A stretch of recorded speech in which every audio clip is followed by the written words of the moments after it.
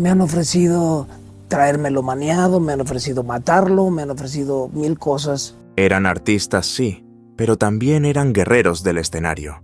No eran malas personas, incluso podían ser amables en ciertos momentos, pero cuando se encendían las luces, se transformaban en competidores implacables. Antes de morir, Johann Sebastian rompió el silencio que había guardado con la elegancia de un poeta y la dureza de un hombre de rancho.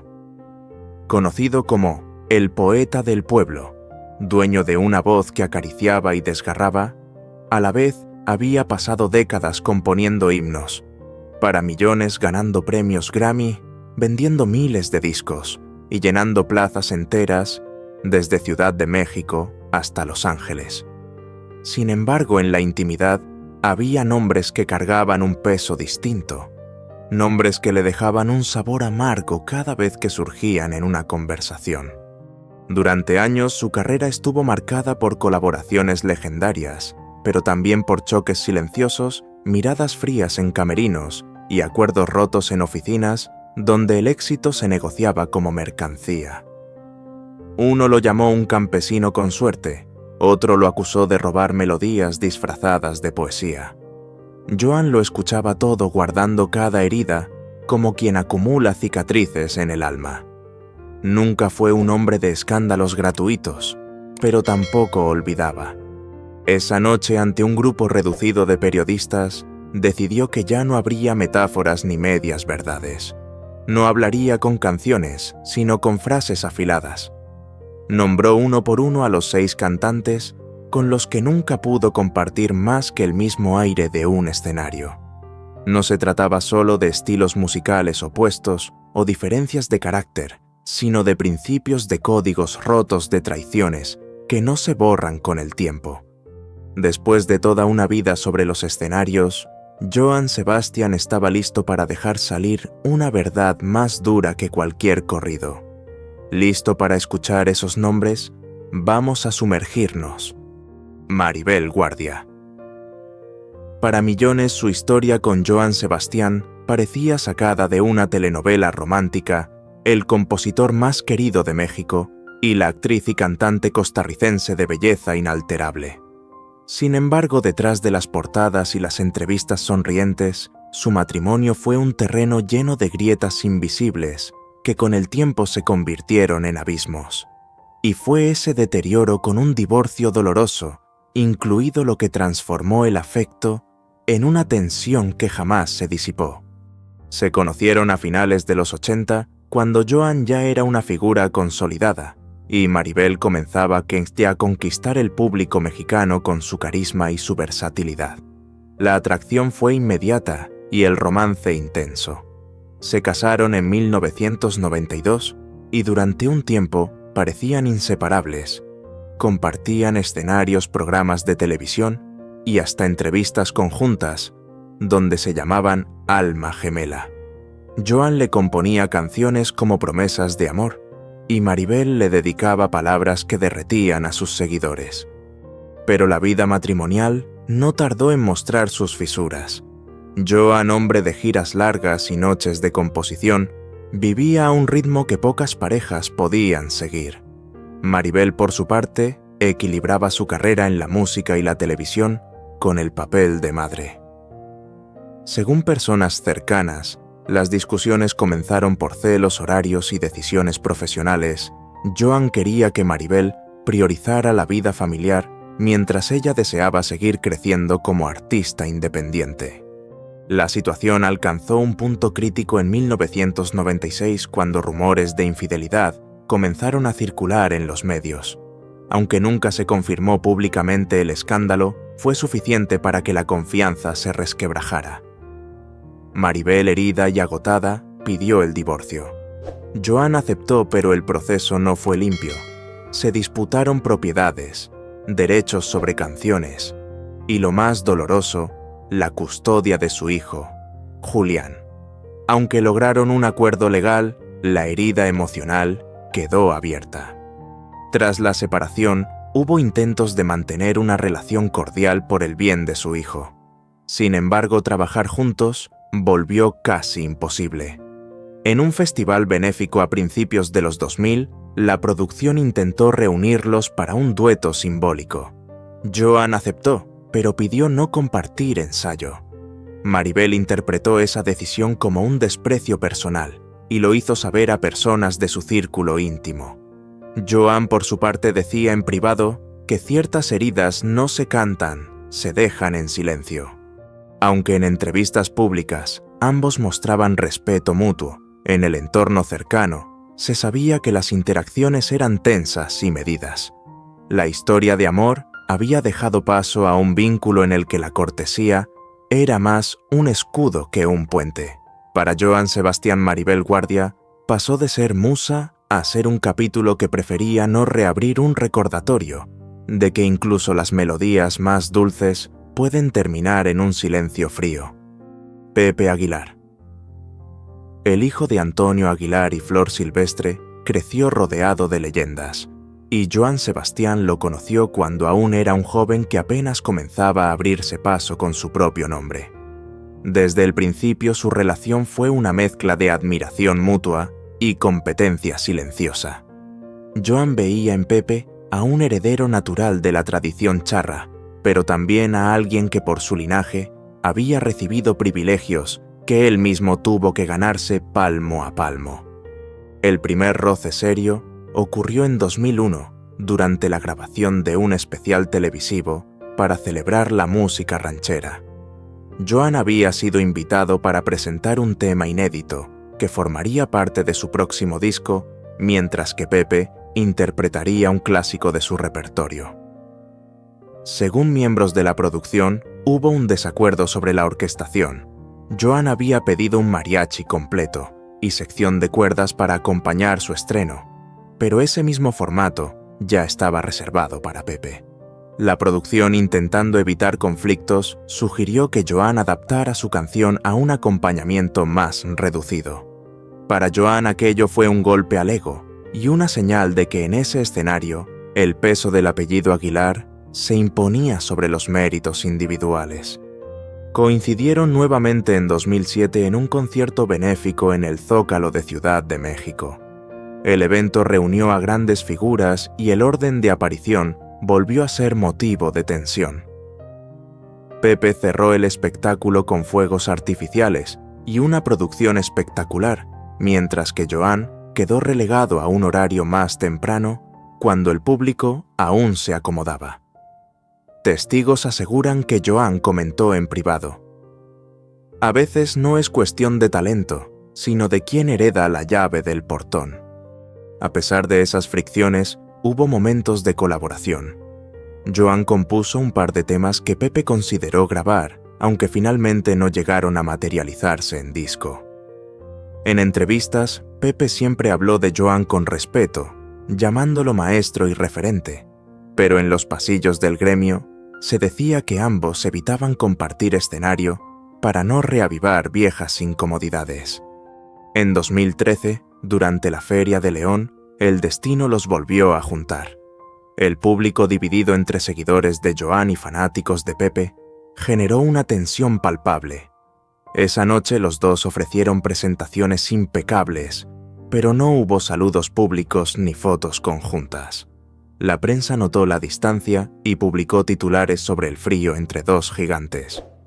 Para Joan Sebastián Pepe, Aguilar representaba una paradoja, un artista talentoso que sabía honrar la tradición, pero cuya carrera siempre estaría marcada por un linaje que le abría puertas que a él le habían costado años derribar. No lo despreciaba por su música, sino por la sombra de privilegio que a su juicio distorsionaba las reglas del juego, en un mundo donde el mérito debía pesar más que el apellido. Marco Antonio Solís. El Buki y Joan Sebastián eran a simple vista dos almas afines poetas de la música popular mexicana, capaces de convertir una historia de amor o desamor en himnos que cruzaban fronteras. Ambos escribían, componían y cantaban con una honestidad que parecía inquebrantable. Pero bajo esa admiración mutua, también existía una competencia feroz, una carrera silenciosa, por ser el trovador más querido del pueblo. Su historia compartida comenzó a mediados de los 90, cuando coincidieron en un festival en Los Ángeles, organizado para la comunidad mexicana en Estados Unidos. Joan interpretó Tatuajes y Marco, Si no te hubieras ido. El público enardecido coreaba cada verso, y los organizadores notaron que la intensidad de los aplausos era idéntica para ambos. A partir de ese momento, la prensa empezó a compararlos, alimentando una rivalidad que ninguno admitía públicamente. En 2004 se planificó una colaboración histórica, un dueto para un álbum especial de música romántica. Joan compuso una canción llamada Dos Caminos, pensada para que ambos cantaran y grabaran en estudio. Las primeras sesiones parecían prometedoras, pero pronto surgieron diferencias creativas. Marco quería ajustar la letra para darle un toque más universal, mientras Joan insistía en mantener las metáforas rurales y el lenguaje directo que lo caracterizaba. La discusión no llegó a gritos, pero sí a un punto muerto. El proyecto fue archivado y jamás salió a la luz, convirtiéndose en una de esas canciones fantasma que los fanáticos aún mencionan en foros. La tensión se hizo más evidente en 2009, cuando coincidieron en un evento benéfico en Guadalajara. Joan estaba programado para cerrar, pero un cambio de último minuto puso a Marco en ese lugar. Según fuentes cercanas, Joan lo tomó como una maniobra personal, aunque oficialmente se justificó por temas logísticos. Esa noche, Joan cantó con una energía desafiante, como si cada verso fuera un mensaje cifrado dirigido a Marco. En entrevistas posteriores, Marco Antonio Solís fue diplomático. Lo llamaba maestro y destacaba su habilidad para conectar con el público. Joan, en cambio, adoptó un tono más frío. En una conversación privada según allegados, comentó: «Su poesía es hermosa, pero no siempre canta para la gente, a veces canta para el espejo». Era su manera de señalar lo que él veía como una excesiva preocupación por la imagen y la perfección en detrimento de la crudeza emocional. A pesar de todo el respeto artístico, nunca desapareció del todo. Marco llegó a incluir un par de canciones de Joan en su repertorio de estudio, y Joan reconoció en más de una ocasión que el Buki era uno de los pocos capaces de sostener un concierto entero solo con su guitarra y su voz. Pero en su lista personal, Marco estaba marcado por aquellos momentos en que la colaboración se volvió competencia y la camaradería se diluyó en estrategias, egos y agendas. Para Joan Sebastián, Marco Antonio Solís representaba un espejo incómodo, un hombre con su mismo don para contar historias, pero con una manera de manejar el juego que él jamás estuvo dispuesto a aceptar. Pedro Fernández. Conocido como el aventurero de la canción mexicana, Pedro comenzó su carrera siendo apenas un niño, y para cuando Joan Sebastián ya era una leyenda, él se había consolidado como un artista versátil que podía moverse entre la música ranchera, el pop y la actuación. Su camino y el de Joan se cruzaron en innumerables eventos, desde ferias hasta programas especiales, y aunque siempre hubo respeto sobre el escenario fuera de él, la relación estuvo marcada por roces silenciosos y diferencias de criterio. Uno de los primeros episodios que tensó su vínculo ocurrió en 1995 durante la grabación de un especial para Televisa dedicado a la música ranchera.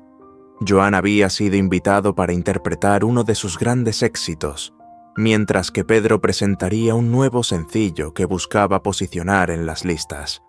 Según miembros de la producción, Pedro insistió en que su actuación fuera colocada inmediatamente después de la de Joan, aprovechando el arrastre de público. Joan, que valoraba mucho el orden del programa como un signo de jerarquía artística, interpretó esa solicitud como una jugada estratégica más que como una coincidencia. La competencia se acentuó en 2003 en la Feria de San Marcos, donde ambos fueron los actos principales en noches consecutivas. Los organizadores, buscando aumentar la expectativa, lanzaron campañas comparativas en medios locales, destacando quién había vendido más entradas. Joan llenó el palenque con más de 7.000 personas, pero Pedro superó la cifra por apenas 200 boletos. Aunque para el público era solo una curiosidad estadística, para Joan fue un recordatorio de que la popularidad también era un terreno de batalla. En 2009 compartieron escenario en un evento benéfico en Guadalajara. La idea era cantar a dúo Tatuajes uno de los himnos de Joan. Durante los ensayos, Pedro propuso modificar el tempo y añadir un cierre más espectacular con coros y arreglos de mariachi extendidos. Joan, que defendía la sobriedad de sus composiciones, se opuso. La discusión no llegó a gritos, pero sí dejó una atmósfera densa. Finalmente interpretaron la versión original en el concierto, pero no hubo intercambio de palabras tras bambalinas. En entrevistas, Pedro siempre se refirió a Joan como maestro y referente, y el público nunca vio gestos de enemistad. Sin embargo, allegados aseguran que Joan veía en Pedro a un artista con gran carisma y disciplina, pero con una inclinación hacia el espectáculo que, en su opinión, a veces sacrificaba la autenticidad por el aplauso fácil. El último intento de colaboración se dio en 2014, cuando un productor propuso un dueto para un disco tributo a la música mexicana. Aunque ambos aceptaron en principio, diferencias sobre la elección de la canción y el estilo de la grabación hicieron que el proyecto se desvaneciera. Joan, fiel a sus códigos, prefirió no forzar una alianza que no fluyera de manera natural. Para Joan Sebastián, Pedro Fernández encarnaba un tipo de artista que combinaba talento genuino con estrategias de showbiz que él nunca adoptaría.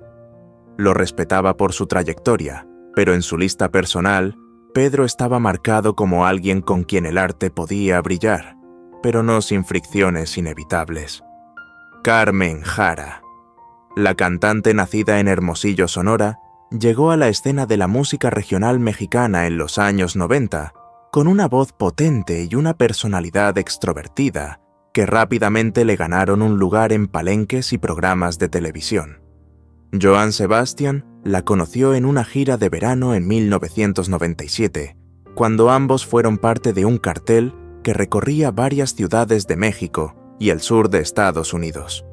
Aunque Joan ya era una figura consagrada, se interesó por su energía en el escenario y le propuso interpretar una de sus composiciones en un disco de duetos que estaba planeando.